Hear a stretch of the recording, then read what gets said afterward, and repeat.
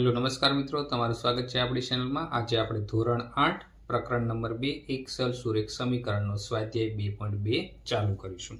તો પહેલા 3 દાખલા આપણે જોઈએ. પહેલો દાખલો છે x/2 - 1/5 બરાબર x/3 વત્તા x/4. તો x વાળા પદ બે છે કે x/2 અને x/3. તો એને આપણે એક બાજુ લખી દઈએ. પહેલા x/2. હવે બરાબરની સામેની બાજુ x/3 પ્લસ છે, આ બાજુ આવશે એટલે કેવા થઈ જશે? માઇનસ. તો x/3 બરાબર. હવે બરાબરની સામેની બાજુ શું વધ્યું? 1/4. હવે આ માઇનસ 1/5 છે, બરાબરની સામેની બાજુ તો કેવું થઈ જશે? પ્લસ 1/5. હવે મિત્રો જો અહીંયા 2 છે, અહીંયા 3 છે, અને અહીંયા 4 છે અને 5. તો આપણે લચા લઈ લઈએ. 2 અને 3 નો લસા શું થઈ જશે? 6 થઈ જશે લસા. અને બીજો કયો છે? 4 અને 5. 4 અને 5 નો લસા શું થઈ જશે? 20 થઈ જશે. તો આપણે લસા લખી દઈએ. હવે અહીં x/2. તો અહીં લસા કેટલો થયો હતો? 6. તો અહીં 6 લાવવા 2 ને કેટલા વડે ગુણવા પડે? 3. તો ઉપર આપણે 3 વડે ગુણી દઈશું. Minus x/3. અહીંયા 6 લાવવા માટે 3 ને કેટલા વડે ગુણવા પડે? 2 વડે. તો ઉપર આપણે 2 વડે ગુણી દઈશું. બરાબર 1/4. 20 લાવવા માટે જો આ 4 અને 5 નો લસા 20 હતો, તો 5 વડે ગુણવા પડે. તો ઉપર આપણે 5 વડે ગુણી દઈએ. વત્તા 1/5. અહીંયા 20 લાવવા માટે કેટલા વડે ગુણવા પડે? 4 વડે. તો ઉપર કેટલા વડે ગુણવા પડે? 4 વડે ગુણવા પડે. x × 3 એટલે કેટલા થઈ ગયા? 3x. છેદમાં કેટલા થઈ ગયા? 6. માઇનસ x × 2 એટલે 2x. છેદમાં કેટલા થઈ ગયા? 6. બરાબર 5 એકા 5 વત્તા 4 એકા 4 અને બંનેના છેદમાં 20 20. હવે લસા થઈ જશે તો શું થઈ જશે? 3x - 2x. હવે લસા લીધો એટલે કોમન 6 થઈ ગયા. બરાબર 5 વત્તા 4 છેદમાં કેટલા થઈ ગયા? 20 થઈ ગયા. હવે 3x માંથી 2x કાઢો એટલે કેટલા વધશે? x. છેદમાં 6 એમના. બરાબર 5 ને 4 9 છેદમાં કેટલા થઈ ગયા? 20 થઈ ગયા. હવે x ની સાથે 6 ભાગાકારમાં છે, એ સામે જાય એટલે કેવા થઈ જશે? ગુણાકારમાં આવી જશે. તો x બરાબર શું થઈ ગયું? 9 × 6 છેદમાં 20 થઈ ગયા. હવે આપણે આના છેદ ઉડાડી દઈએ. તો 6 ની જગ્યાએ 3 × 2 અને 20 ની જગ્યાએ 10 × 2. 2 કટ થઈ ગયા. તો x બરાબર શું થઈ ગયું? 9 તેરી 27. છેદમાં કેટલા વધ્યા? 10. તો x ની કિંમત કેટલી આવી? આપણે 27 ના છેદમાં 10. તો આ પહેલો દાખલો થઈ ગયો. ત્યાર પછી આપણે બીજો દાખલો જોઈએ. બીજા દાખલામાં શું છે? n/2 - 3n છેદમાં 4 વત્તા 5n છેદમાં 6 બરાબર 21. તો મિત્રો જો આપણે અહીં પહેલા આપણે ડાયરેક્ટ લસા જ લઈ લઈએ. હવે 2 4 અને 6 તેનો લસા કેટલો થઈ જશે મિત્રો? 12 થઈ જશે. 2 6 12, 4 તેરી 12 અને 6 દુ 12. તો કોમન કેટલો થઈ ગયો? 12. તો લસા કેટલો થઈ ગયો આપણો? આનો 12 થઈ ગયો. હવે n છેદમાં 2. હવે અહીંયા લસા 12 લેવા માટે 2 ને કેટલા વડે ગુણવા પડે? 6 વડે ગુણવા પડે. તો ઉપર 6 વડે ગુણાશે. માઇનસ 3n છેદમાં કેટલા છે?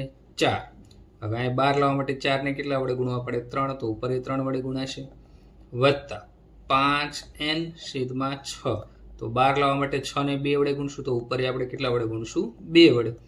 બરાબર 21 એમ નામ રહેશે. ત્યાર પછી મિત્રો શું થશે? ગુણાકાર કરી નાખીએ આપણે. 6 × n એટલે 6n છેદમાં 12 થઈ ગયા. માઇનસ 3 તેરી 9n છેદમાં કેટલા થઈ ગયા? 12 થઈ ગયા. વત્તા 5 દુ કેટલા થશે? 10n છેદમાં કેટલા થઈ ગયા? 12 બરાબર 21. હવે આપણે લસા 12 આવ્યો છે એટલે કોમન લખી દઈએ. 6n - 9n વત્તા 10n છેદમાં 12 બરાબર કેટલા વધ્યા? 21. હવે મિત્રો શું થશે? આ 6n માંથી 9n બાદ કરો એટલે કેટલા વધશે? 3n.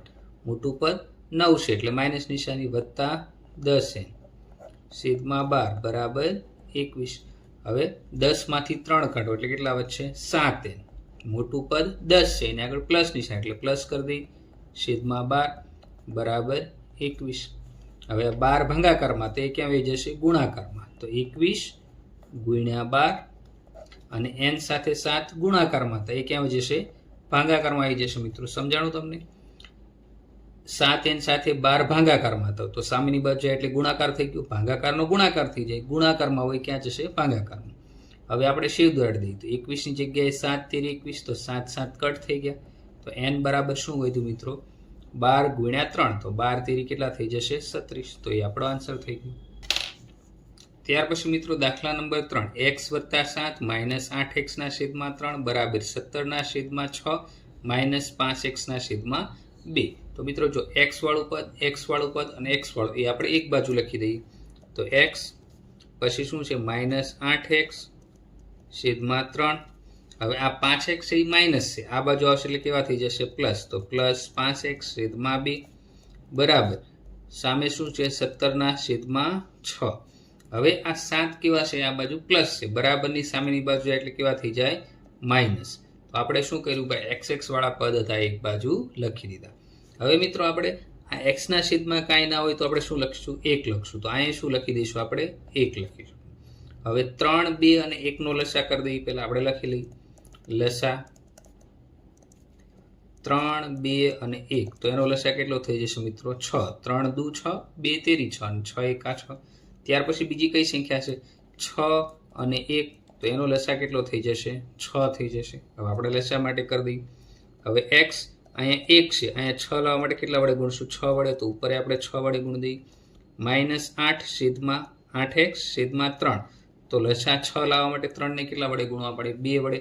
તો ઉપર આપણે 2 વડે ગુણ દઈએ વત્તા 5x છેદમાં 2 તો અહીંયા લસા 6 લાવવા માટે 2 ને કેટલા વડે ગુણવું તો 6 આવે 3 વડે. તો 2 તેરી 6 અને ઉપર આપણે 3 વડે ગુણ દઈશું બરાબર 17 છેદમાં 6. હવે લસા 6 છે આપણો, તો આ તો 6 તો અહીંયા આવી જ ગયેલા છે. હવે 7 છેદમાં 1 અહીંયા 6 લાવવા માટે 1 ને કેટલા વડે ગુણવું તો 6 આવે 6 વડે. તો ઉપર આપણે 6 વડે ગુણ દઈએ.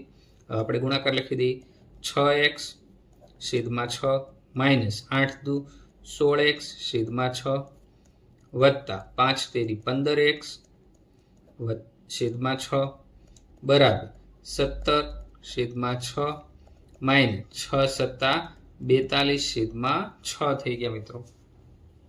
હવે આપણે લસા 6 છે તો આ બધાની બાદ બાકી થશે. તો 6x - 16x વત્તા 15x છેદમાં કેટલા થઈ ગયા 6 બરાબર 42 માંથી 17 ને માઇનસ કરી દઈશું. કેટલા વધશે 25 વધશે. છેદમાં શું થઈ ગયા 6. પણ આ કેવા છે પ્લસ, અહીં શું આવશે નિશાની માઇનસની આવી જશે કેમ કે મોટું પદ માઇનસ છે.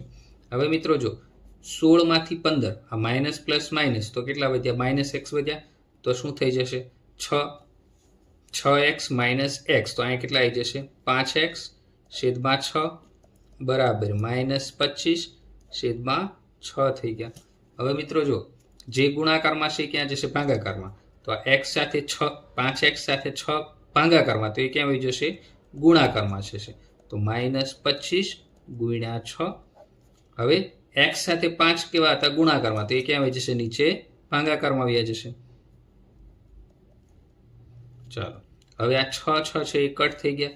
55 કેટલા થઈ જશે 25 એટલે 5 5 કટ થઈ ગયા. તો x બરાબર આપણી કેટલી વધ્યું 5 પણ આગળ માઇનસ નિશાની છે એટલે x ની કિંમત આપણને કેટલી મળી -5 મળી ગઈ.